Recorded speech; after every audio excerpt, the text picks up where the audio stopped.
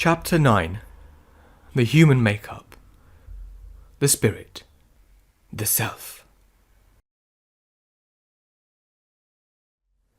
Man is in his real nature, however obscure now this truth may be to our present understanding and self-consciousness. We must, for the purposes of yoga, have faith in it, and we shall then find that our faith is justified by an increasing experience and a greater self-knowledge.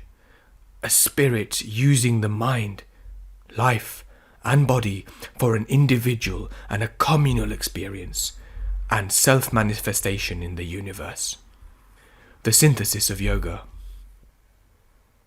The Self.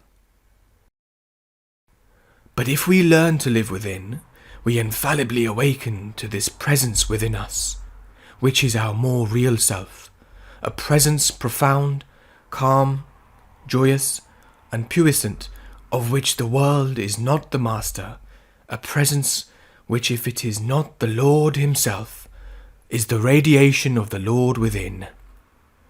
We are aware of it within, supporting and helping the apparent and superficial self, and smiling at its pleasures and pains as at the error and passion of a little child. The life divine. To possess self is to possess self-bliss. Not to possess self is to be in more or less obscure search of the delight of existence. The synthesis of yoga. When one becomes aware of the self-calm, silent, wide, universal, it is no longer covered over by the ignorance. When one identifies with the self, and not with the mind, life and body, and their movements, or with the small ego, that is the release of the self.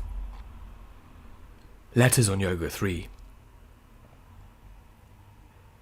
The vision of the One Self dispels all differences, an infinite calm, an infinite love, an infinite charity, an infinite tolerance is the very nature of the strong soul that has seen God. The sin, the stain, the disease, the foulness of the world cannot pollute his mind, nor repel his sympathy. Isha Upanishad.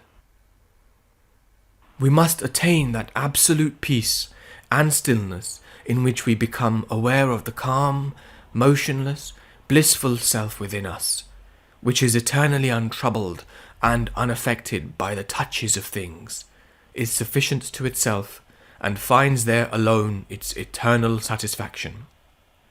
This self is our self-existent being.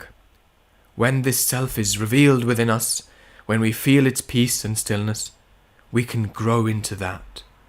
We can transfer the poise of our soul from its lower emergence in nature and draw it back into the self.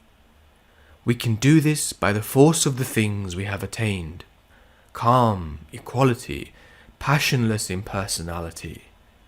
For as we grow in these things, carry them to their fullness, subject all our nature to them, we are growing into this calm, equal, passionless, impersonal, all-pervading self. Essays on the Gita.